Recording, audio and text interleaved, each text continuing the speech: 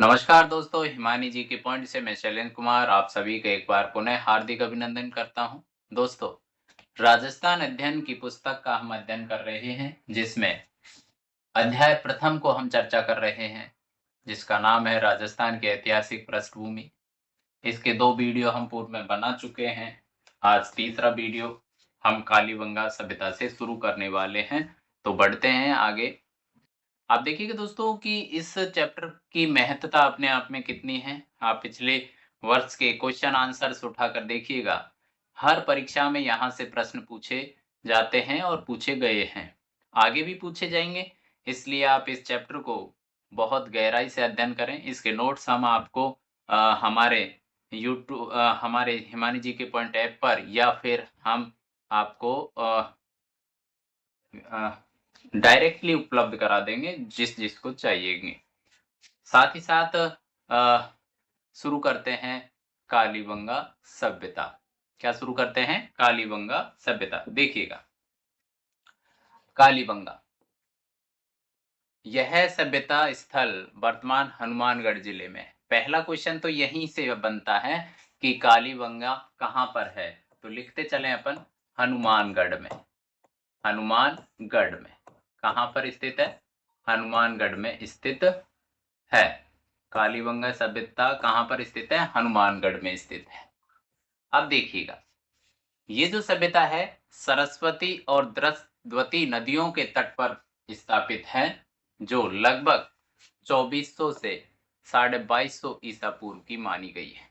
तो पहला क्वेश्चन तो ये कहाँ पर स्थित है। दूसरा क्वेश्चन, इसका समय काल क्या है। तो दोस्तों 2400 से लेकर 2250 ईसा पूर्व, 2400 से लेकर 2250 ईसा पूर्व यहाँ पर ये सभ्यता स्थापित हुई।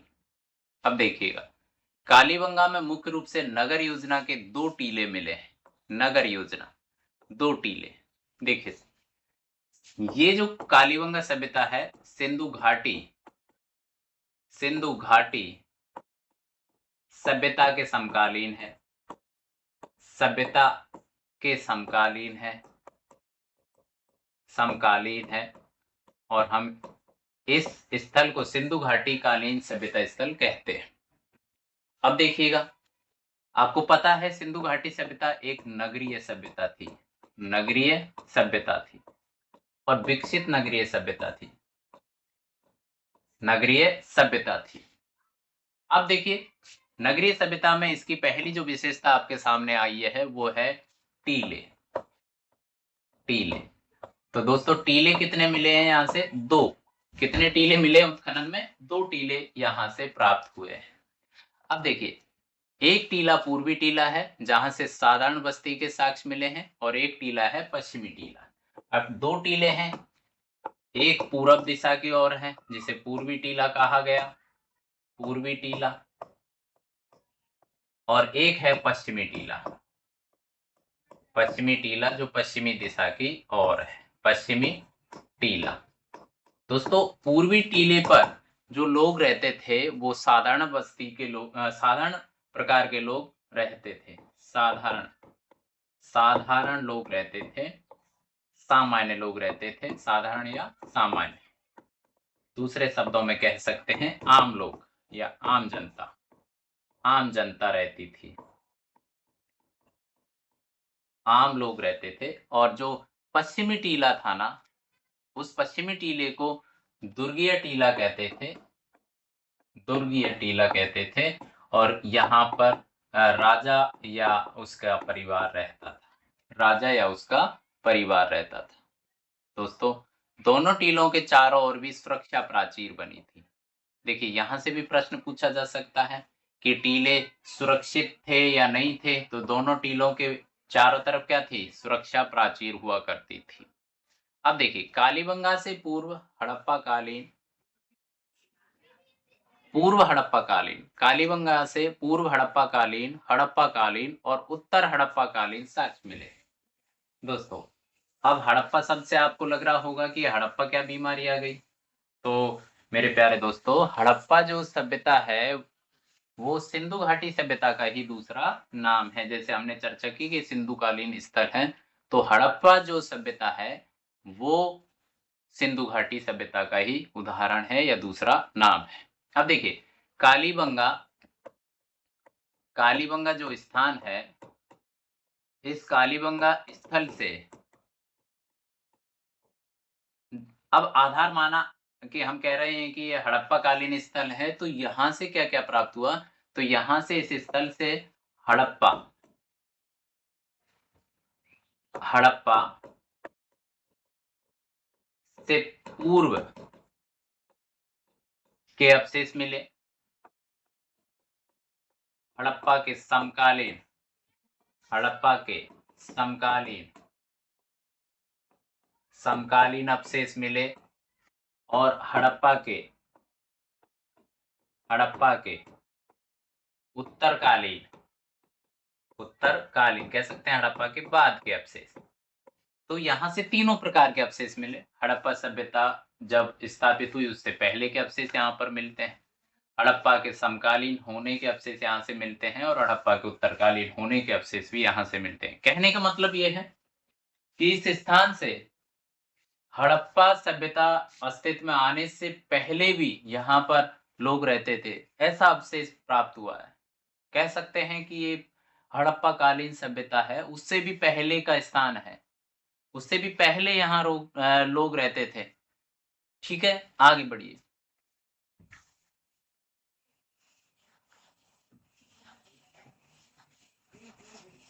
अब देखिए, ये बातें हो गई।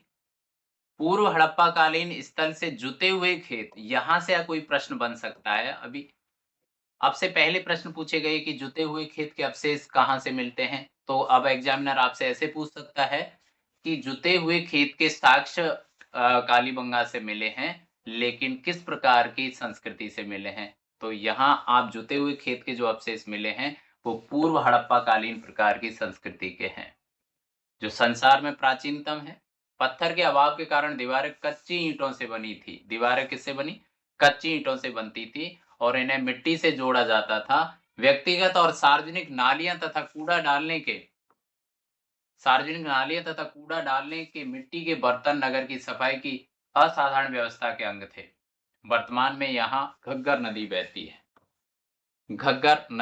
है। तो दोस्तों 3 नदियां आपको याद रखनी है कालीबंगा से संबंधित। 3 नदियां कौन-कौन सी हैं जो आपको याद रखनी है, तो देखिएगा। सबसे पहले सरस्वती, दूसरी जो है द्रस्द्वती और तीसरे नंबर पर है आपके घग्गर नदी। तीनों नदियां आपको याद रखनी है। ये नदियां किससे संबंधित है? कालीबंगा सभ्यता से संबंधित है। अब देखिएगा, जो प्राचीन काल में सरस्वती के नाम से जानी जाती थी, हो गई बात कि घग्गर नदी का जो नाम है वो सरस्वती या द्रस्वती नदी है। यहां से धार्मिक प्रमाण के रूप में अग्निवेदियों के साक्ष्य मिले हैं। ये प्रश्न भी आपको याद रखना है। अग्निवेदियों के साक्ष्य मिले हैं, तो कहां से मिले हैं? तो आप बताएंगे कि कालीबंगा से मिले हैं। यहाँ संभवतः धूप में पकाई गई ईंटों का प्रयोग किया गया। यहाँ से प्राप्त मिट्टी के बर्तनों और मोहरों पर जो लिपि अंकित पाई गई वह सैंधव लिपि से मिलती जुलती है। सैंधव का मतलब है सिंधु घाटी सभ्यता से मिलती जुलती है, जिसे अभी तक पढ़ा नहीं जा सका है। आगे देखिएगा, कालीबंगा से पानी के निकास के लिए लकड़ी व ईंटों की नालियां बनी हुई मिलती है। किसकी? लकड़ी और ईंटों की नालियां। बहुत ही महत्वपूर्ण बात है। हजारों साल पहले इस प्रकार की व्यवस्था होना अपने आप में एक बहुत ही उन्नत संस्कृति को हमारे सामने रखती है कि आज भी हम देखते हैं कि गाँव में नालियों की प्रॉपर व्यवस्था नहीं है, लेकिन सिंधु घाटी सभ्यता जितने भी स्थल मिले हैं, सब में नालियों की प्रॉपर व्यवस्था थी। और देखिएगा, नालियों की व्यवस्था होने के साथ-साथ नालियों को ढका भी गया था, जिससे अनावश्यक गंदगी नहीं फैले, विभिन्न प्रकार की बीमारियों से बचाव हो सके। तो कितने मतलब आगे ये संस्कृति अपने आप में थी उस समय, जो आज भी हम इस संस्कृति तक गाँव में तो कम से कम नहीं पहुँच सके हैं। अब देखिएगा, तांबे से बने कृषि के कई औजार भी यहाँ की आर्थिक उन्नति के परिचायक हैं। कालीबंगा की नगर योजना सिंधु घाटी की नगर योजना के अनुरूप दिखाई देती है। कालीबंगा के निवासियों की मृतक के प्रति श्रद्धा तथा धार्मिक भावनाओं को व्यक्त करने वाली 3 समाधियां मिली हैं। तो कितनी समाधियां मिली है ये पूछा जा सकता है। कितनी है? तो काउंटिंग में टोटल है 3। दुर्भाग्यवश ऐसी समृद्ध सभ्यता का ह्रास हो गया, जिसका कारण संभवतः सूखा, नदी मार्ग में परिवर्तन इत्यादि को माना जाता है। दोस्तों, कथन कारण और सही गलत वाले क्वेश्चनों में ये प्रश्न आपसे पूछा जा सकता है कि क्या कारण रहा है कि इतनी समृद्ध सभ्यता का भी विनाश हो गया, ह्रास हो गया, नष्ट हो गई।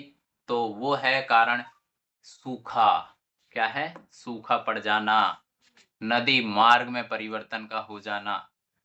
हम कह रहे हैं कि नदी घाटी सभ्यताओं में सभ्यताओं का विकास होता है, और जब नदी में पानी सूख जाता है या नदी अपना मार्ग बदलकर किसी अन्य रास्ते को चुन लेती है, तो उस क्षेत्र में वो सभ्यता नष्ट हो जाती है और धीरे-धीरे वहां से लोग पलायन करके जिस रास्ते से नदी गुजर रही है उस तरफ बढ़ जाते हैं।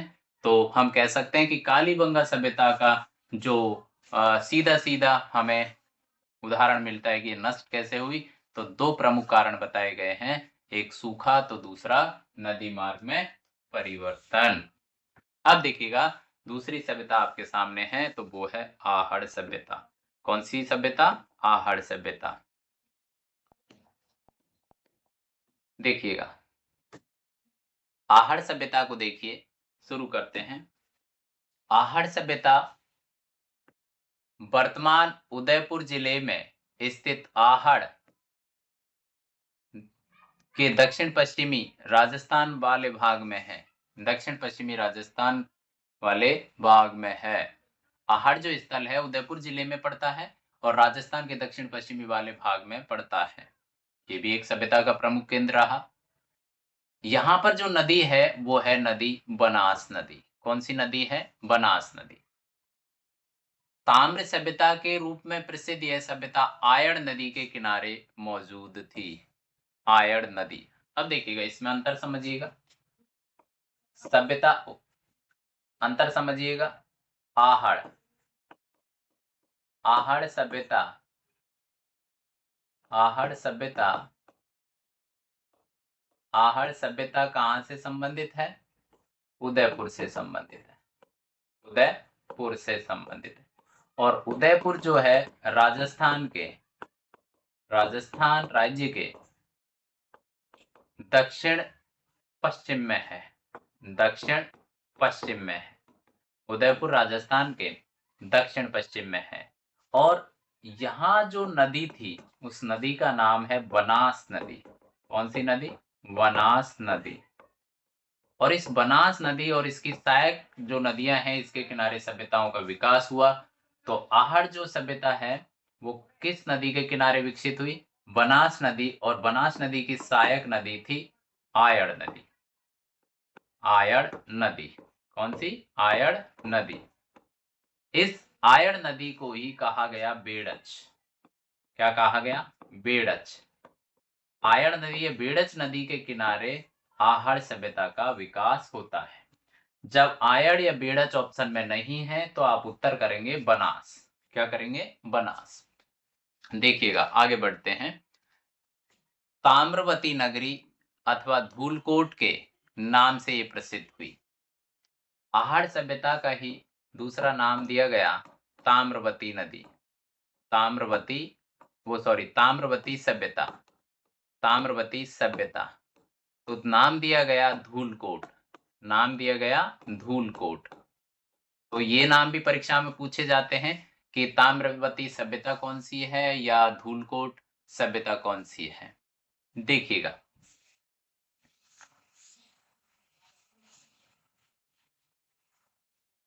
अब देखिए, लगभग ये जो सभ्यता है 4000 वर्ष पहले स्थापित हुई।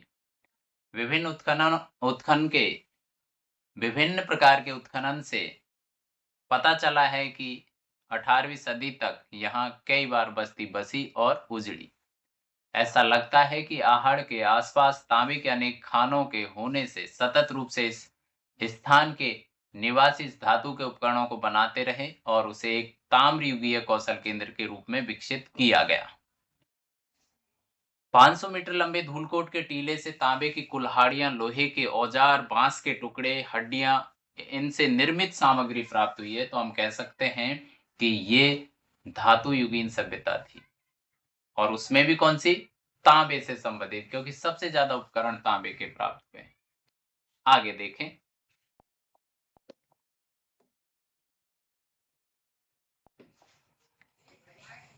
अनुमानित है कि मकानों की योजना में आंगन या गली या खुला स्थान रखने की व्यवस्था थी।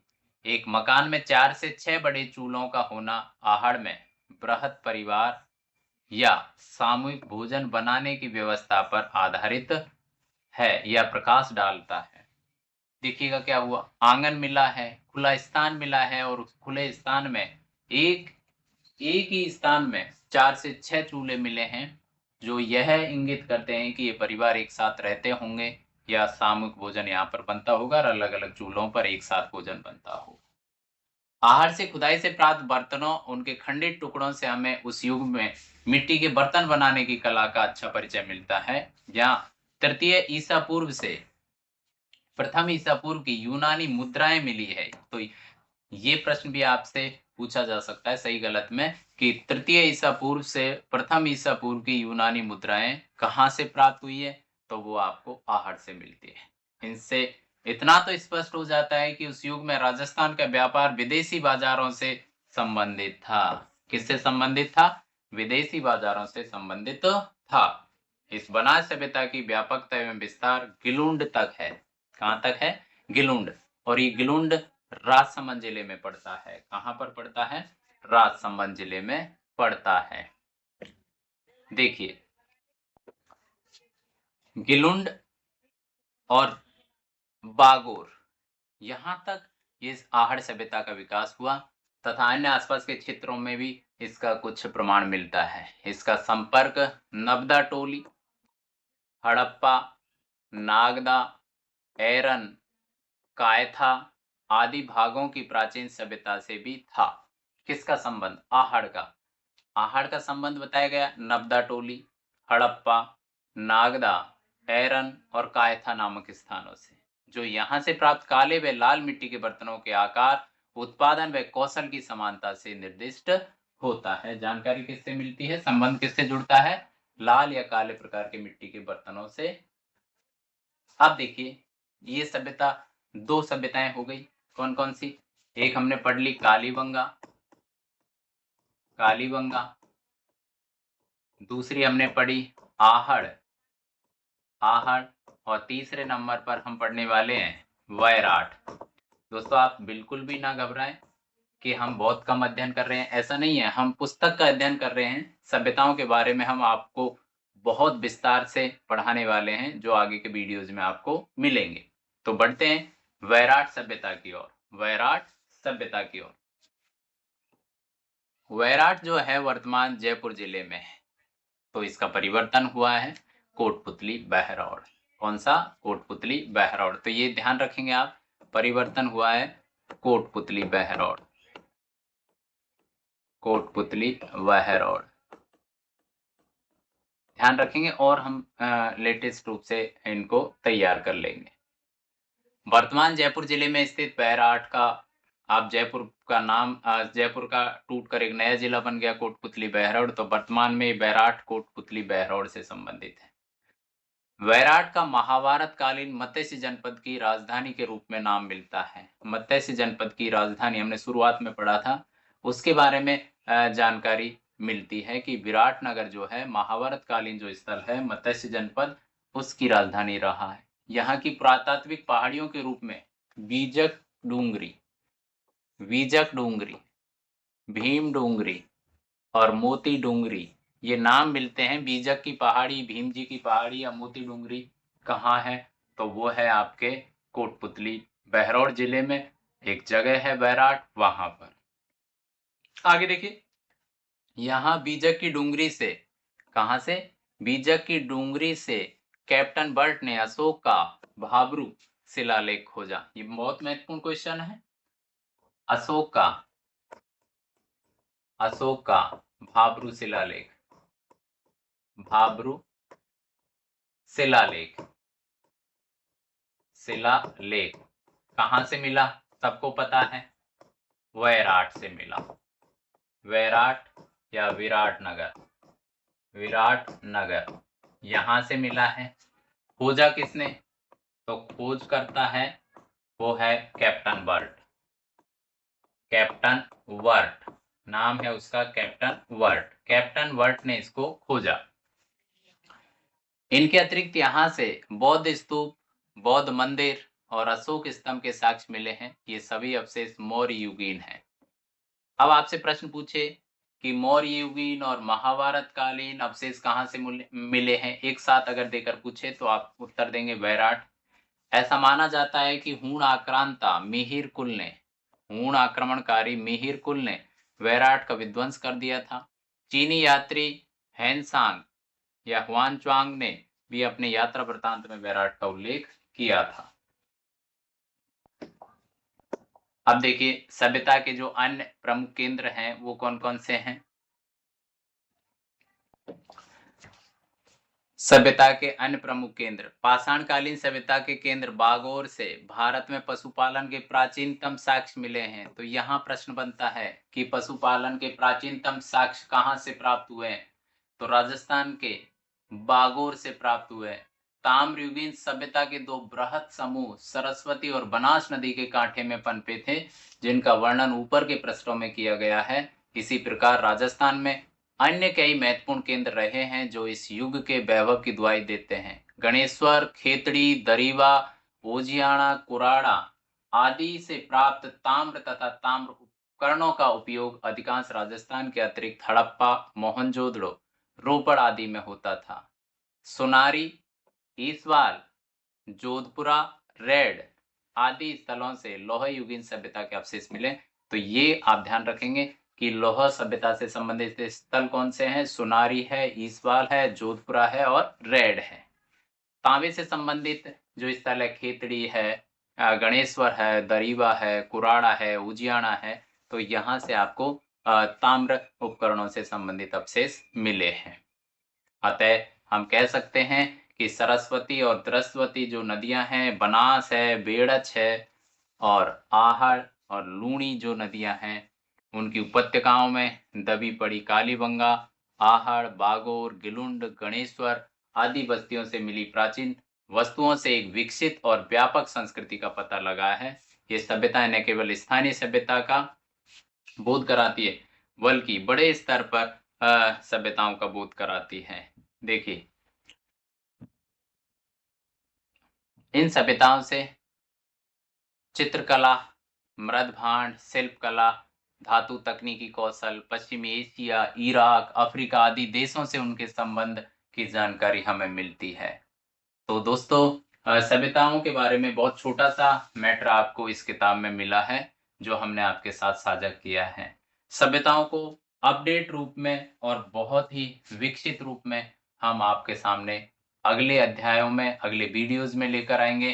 तब तक के लिए आप हिमानी जी के पॉइंट प्ले स्टोर से डाउनलोड करिए, हमें इंस्टा, फेसबुक और यूट्यूब पर फॉलो करिएगा। टेलीग्राम पर हम पीडीएफ उपलब्ध करवा देंगे जो कि बिल्कुल लेटेस्ट प्रकार के होंगे और क्वेश्चन आंसर फॉर्मेट में होंगे। दो तरीके के क्वेश्चन आंसर हम आपको उपलब्ध करवाने वाले हैं, एक ऑब्जेक्टिव टाइप के और एक वन लाइनर प्रश्न फॉर्मेट में। तो तब तक के लिए आप वेट करिएगा और हमारे वीडियोस को लाइक एंड शेयर जरूर करिएगा, जिससे हमें आपके लिए वीडियो बनाने की प्रेरणा मिलती रहे। दोस्तों हमारा उद्देश्य निःशुल्क शिक्षा और ग्रामीण क्षेत्रों के बच्चों के लिए अच्छा मैटर उपलब्ध करवाने की है। आप सभी जानते हैं कि YouTube पर हमसे बड़े-बड़े विद्वान और बड़ी-बड़ी कोचिंग आपको पढ़ा रही है, लेकिन हम भी एक छोटे स्तर पर ग्रामीण क्षेत्र के बच्चों के लिए निःशुल्क रूप से ये शुरुआत कर रहे हैं। तो आप हमारा साथ बनाए रखिएगा। तब तक के लिए धन्यवाद। जय हिंद, जय जय राजस्थान।